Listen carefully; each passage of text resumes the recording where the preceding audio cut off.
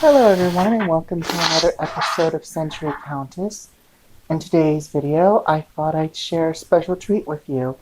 How I begin a project. It always starts with a sketch, so I thought I'd do a little sketch-along this week. So this new character is a custom character, kind of fictional, but based on a Disney genre. We are doing something called the Third Stepsister. So I got this idea when I saw a wig, literally. When I get ideas, it can come from the most weirdest things, from something so little to something so big to a phrase. Or a poem, literally. And it was a wig this time. And before we go any further, I just wanted to say, when I started doing this design, I did it kind of frontal. But then I didn't like how it was looking, so I erased it all. So that's probably coming up very shortly. And I changed the design. So anyway, going back to the story. So this wig, it looked like Lady Tremaine's pompadour Gibson girl hairstyle with long ringlets like Anastasia, with the hair color of Drizella, and as well as a hair bow. And it looked very stepsister-like, but like a combination of all three villain characters, I should say. And it gave me an idea. I love fan fiction and I love Disney, and I thought, well, why don't I create a new stepsister, like the stepsister that's not mentioned? And like, let's say, she is a stepsister that actually succeeded how her mother wanted her daughters to succeed. The only thing is, she was smart, and she's like, okay, I married into money, I married a guy that I can live with, but I know I need to be smart and not invite my mother to live with us because she is a penny pincher and she'd probably spend more of my husband's money than I could. So I am just going to get married and cut them off. And that's exactly what she did, and that's why we never hear of the third stepsister. So that's my fictional story about the third stepsister, very short. And I came up with a name. I thought, well, it has to kind of match Anastasia and Drizella. Each name ended with an A. So I thought, well, why don't we call her Gabriella? Gabriella Tremaine. And I thought, that's perfect. So here she is, the character. I'm sketching her out. Of course, she has to look exactly like the other two stepsisters, not very attractive. But I kind of gave her a sense of prettiness. Kind of like what we see in Anastasia in the two sequels of Cinderella, where we find out she's not so nasty as her sister Drizella and her mother Tremaine. So I added that as well. And I gave her the stuck-up expression. And, of course, the big booty, poofy upper skirt, of course. She had to at least look like one of the stepsisters. And both the stepsisters had the same dress, but in two different colors. Like Anastasia's was like between kind of purpley burgundy and pink, while her sister was between green. Drizella's dress changed, for the long story short.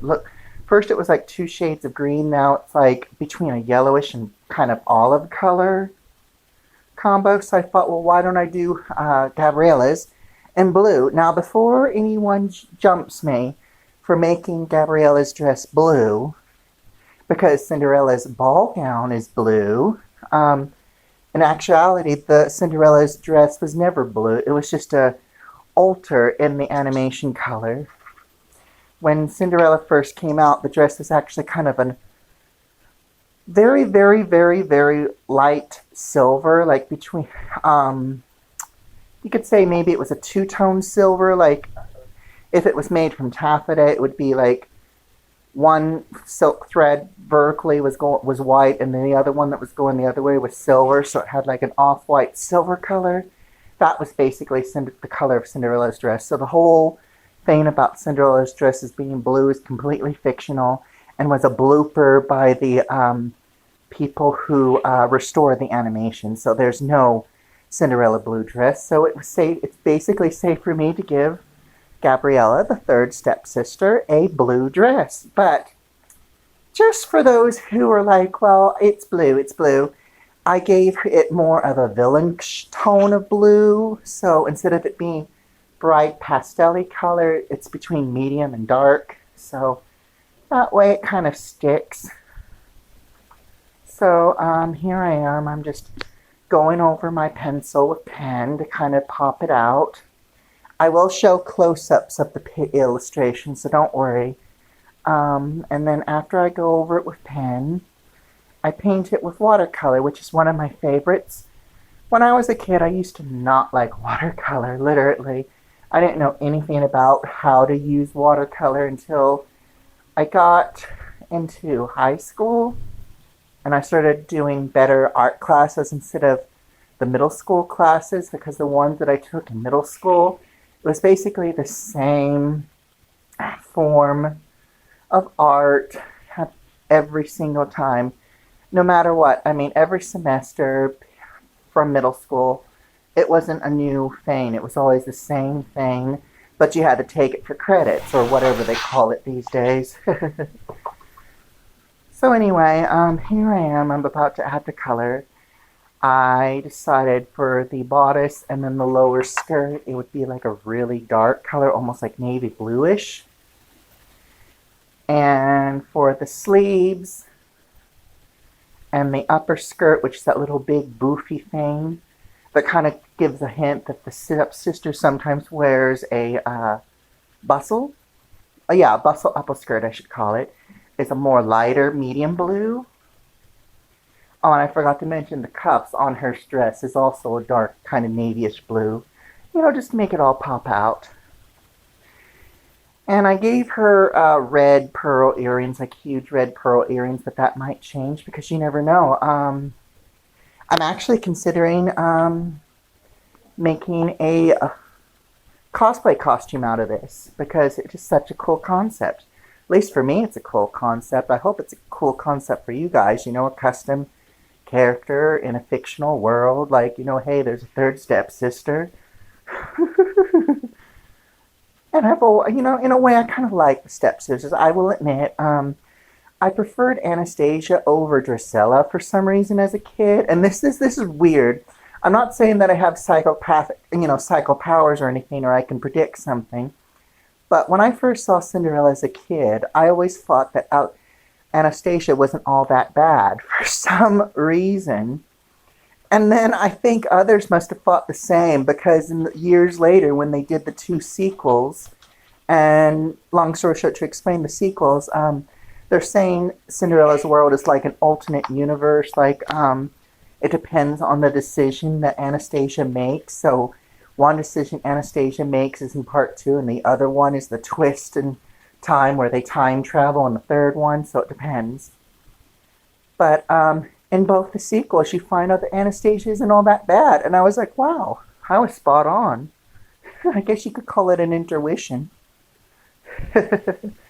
So anyway, yeah, I just finished the dress, and this is when my head, I'm like, you know what? I have this neutral pattern that can be a stepsister's dress, a Cinderella dress, and a Snow White dress. I'm going to see if I still have the other pieces of the pattern. And if not, I can always improvise and literally make this dress. I'll just use a decent form of fabric and maybe add some bustle of some sort to it to kind of give it that oomph that we see in the original animation as well as the new ones. So here I am, I'm painting the black hair. This hair is literally based on the wig. And if you want to see that wig, I posted it on my Instagram. You should find it on my Instagram. The link to my Instagram is on my YouTube bio. It should be in the About section, I guess you could call it. And it did have a little red bow. It was like this little kind of soggy, kind of crooked red bow that really gave the stepsister look. And then here I am. I'm just adding a little red to her lips. Now the hard part was the skin tone, so this took me a little while.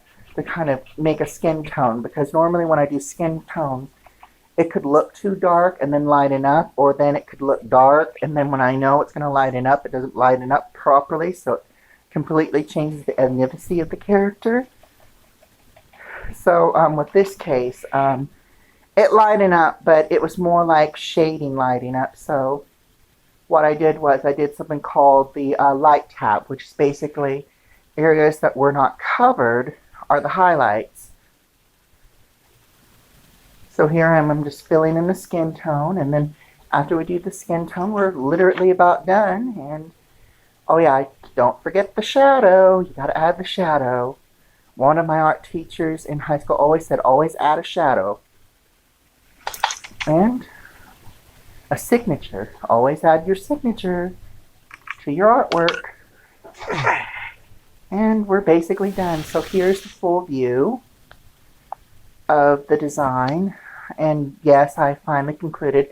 After I do my 18th century shirt, I'll probably work on the Gabriella Tremaine gown. And it will look exactly like this. So thank you for watching this video. I might post an ASMR version of this, so